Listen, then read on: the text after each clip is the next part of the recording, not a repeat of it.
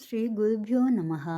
இதுக்கு முன்னாடி வைராக்கியம்னு சொல்லிட்டு ஒருமையுள் ஆமை போல் ஐந்தடக்கல் ஆற்றின் எழுமையும் ஏமா புடைத்துன்னு பார்த்தோம் இல்லையா. அதாவது 5 புலன்களையும் அடக்கி ஆடுறவா. அந்த மாதிரி யாராவது இருக்காங்களா அப்படின்னு பார்த்தாக்க அதுக்கு நிறைய பேர் இருக்கா. அதில் ஒரு எக்ஸாம்பிள் நம்ம மகாராஷ்டிராவில் இருந்திருக்கக்கூடிய துக்காராம் அப்படிங்கிறவரை பற்றி பார்க்கலாம். நம்ம 17வது நூற்றாண்டில் மகாராஷ்டிராவில் பிறந்து பக்திமானாக இருந்து நிறைய அபங்கங்களை நம்மளுக்கு கொடுத்தவர் துக்காராம். இவர் சின்ன வயசுலேருந்தே ஒரு விவசாய குடும்பத்தில் இருந்தவர். வியாபாரங்கள்லாம் பண்ண வேண்டியதாக இருக்குது. 2 மனைவிகளை கல்யாணம் பண்ணிட்டுருக்கார். முதல் மனைவிக்கு முதல்ல உடம்பு முடியல அப்படிங்கும்போது அதுக்கப்புறமா 2வது மனைவியை கல்யாணம் பண்ணிவிட்டு 2 பேரோடைய ரொம்ப உத்தமமாக இருந்துட்டுருக்கார். அதுக்கப்புறமா எப்போ எந்த நிலைமையில் இருந்தாலும் அவருக்கு உள்ளுக்குள்ளே ஜீவன் நதி மாதிரி அந்த பகவத் பக்தி விட்டலனுடைய பக்திங்கிறது ஓடிண்டே தான் இருந்துட்டுருக்கு. எந்த காலகட்டத்திலையும் எதுக்காகவும் சலனம் படலை. இப்படி இருந்துட்டு இருக்கும்போது இவர் எழுதக்கூடிய அபங்கங்கள் எல்லாரையுமே வசீகரம் பண்ணுற மாதிரி இருக்குது. முக்கியமாக ரொம்ப கீழ் நிலைமையில் இருக்கக்கூடியவாள் எல்லாரையுமே ஒன்றா உயர்த்துற மாதிரி இருக்குது. இதெல்லாம் பார்த்த உடனே பெரியவங்களுக்கு எல்லாருக்குமே, பெரிய மனுஷங்களுக்கு எல்லாமே பொறாமல் வந்துடுறது. ஸோ வழக்கப்படி அவங்க எத்தனையோ சூழ்ச்சிகள்லாம் பண்ணி இவரை வீட்டை விட்டே வெளியில் வர மாதிரி பண்ணிடுறாங்க. அந்த நேரத்தில் முதல் மனைவி இல்லை, 2வது மனைவியோட இவர் வெளியில் வந்துடுறார். அப்போ இவர் எழுதின அபங்கங்களையும் தண்ணியில் விட்டது எதப்பாடிலாம் பண்ணுறாங்க.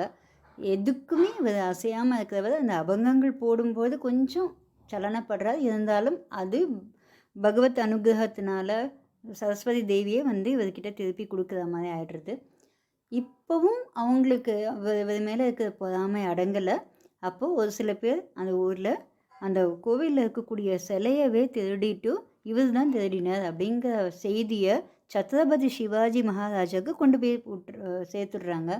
அப்போ சத்ரபதி சிவாஜி எப்பேற்பட்டவர்னு நம்மளுக்கு தெரியும் இல்லையா. அவர் இப்படிப்பட்ட ஒரு ஆளுன்னாக்க பயங்கரமான பனிஷ்மெண்ட் கொடுக்கணும் அப்படின்னு சொல்லிட்டு அந்த கோவிலுக்கு அவரே வந்திருக்கார். அந்த நேரத்தில் அந்த பகவானுடைய பக்தி, அந்த கருணையினால் இவர் காப்பாற்றப்பட்டு அதுக்கு மேலே இல்லாமல் சத்ரபதி சிவாஜியவும் இவருடைய பக்தியினால் உயிரையே காப்பாற்றுறாரு எதிரிகள்கிட்டேருந்து.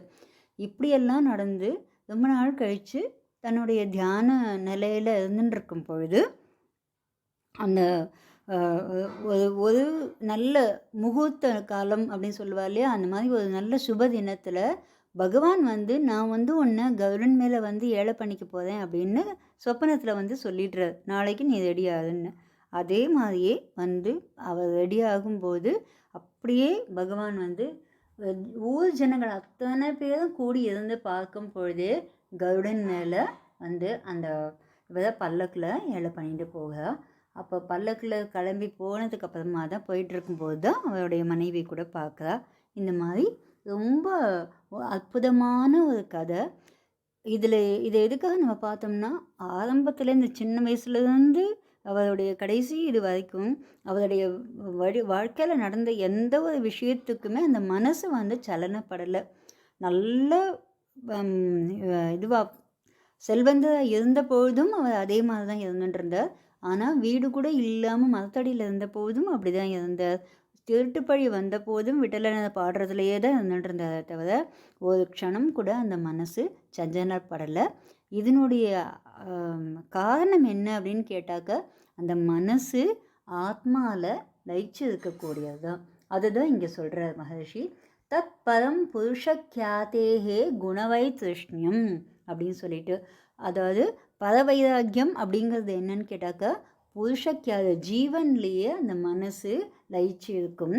குணங்கள் அத்தனையுமே, அதாவது சத்வராஜஸ் தமஸ்ங்கிற குணங்களை அது விலக்கிடும் அப்படின்னு சொல்லிட்டு.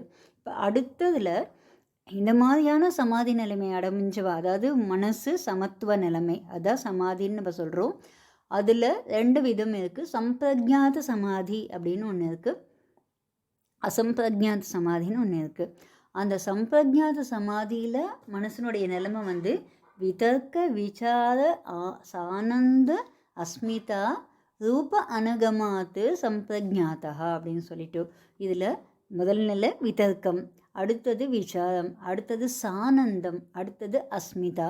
அப்படிங்கிற 4 நிலையை அடைஞ்சு அந்த மனசு ரூப அனுகமாத் அப்படின்னாக்கா அது அடையிறதுன்னு அர்த்தம். சம்பிரஜாத அப்படிங்கிற நிலையை அது அடையிறது. இதுக்கும் மேலே துகாராம் மாதிரி அசம்பிரஜாத சமாதி அப்படின்னு ஒன்று இருக்குது. அது முழுக்க முழுக்க பகவானையே நம்பி இது பண்ணுறது தான் அது. இப்போது பகவத்கீதையில் பகவான் என்ன சொல்ல போகிறார் அப்படின்னு பார்த்தாக்கா 2வது அத்தியாயத்தில் 59வது ஸ்லோகம். நேற்றுக்கு 58 பார்த்தோம். இந்திரியாணி இந்தியா தேபியா அப்படின்னு சொல்லிட்டு பார்த்தோம் இல்லையா? அதுக்கு அடுத்த ஸ்லோகமே தான் இது. விஷயா வினிவர்த்தந்தே நிராகாரஸ்ய தேகினः ரசவர்ஜம் ரசோப்பியஸ்ய பரம் திருஷ்டுவா நிவர்த்ததே. அந்த மாதிரி கூர்மங்க ஆமை மாதிரி புலன்களை அடக்கி இருக்கான் இல்லையா? அவனுக்கு விஷயா வினிவர்த்தந்தே, எல்லா விஷயங்கள்லேருந்துமே தன்னை விடுவிச்சுன்ட்டு அவன் வர்த்தந்தை இருந்தாலும் கூட அந்த தேகினகா அந்த ஜீவனுக்கு ரசவர்ஜம், அந்த பூர்வ ஜென்ம இதுவோ தெரியாது, அந்த வாசனைங்கிறது துளியோண்டு இருக்கும், ரசவர்ஜம் இருக்கும். ரசோப்பியஸ்ய அது இருந்தாலும் கூட பரம் திருஷ்டுவா நிவர்த்ததே. இப்போ பரமாத்மாவை பார்த்தது இல்லையா துக்காரம், அந்த மாதிரி பரமாத்மாவை பார்த்த உடனே அதுவும் விலகி போயிடும் அப்படிங்கிறது தான். விஷயா வினிவர்த்தந்தே நிராகாரஸ்ய தேகினஹா ரசவர்ஜம் ரசோப்பியஸ்ய பரம் திருஷ்டுவா நிவர்த்ததே அப்படின்னு சொல்லிட்டு அந்த சமாதி சம்பிரஜாத சமாதி இல்லை அசம்பிரஜாத சமாதி அடைஞ்சிருக்கக்கூடிய ஒரு பர்சனுக்கு துளியோண்டு பூர்வ ஜென்மம் அந்த மாதிரி ஏதாவது வாசனை ஒட்டின்னு இருந்தாலும் கூட அந்த பரமாத்மாவை பார்த்த உடனே அது டோட்டலாக எல்லாமே விலகிடும். அப்போ இந்த பிறவி பிணியிலேருந்து மீண்டு வெளியில் வரலாம் அப்படிங்கிற கோலை ரீச் பண்ணுறதுக்கு சொல்கிறப்பா.